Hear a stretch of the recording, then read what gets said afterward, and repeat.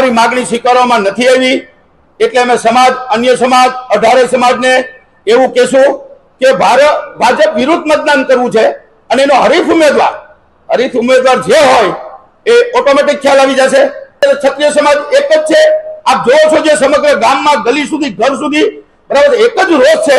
આ રોષ અમારો નથી, અમે તો પ્રતિનિધિ છે અને સમાજની વાચા અમે ત્યાં પહોંચાડી, સરકારમાં પહોંચાડી।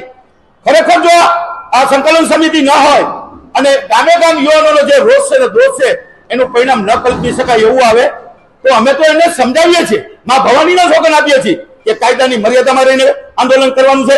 અમે એ દરબારું નથી ભાંગફોડ કરીને, એસી ગોષ્ઠા કાગ તોડીને, મિલકતને નુકસાન કરીને, સરકારની મિલકત નુકસાન કરીને આ બધા એવી રાહ જોઈને બેઠા છે।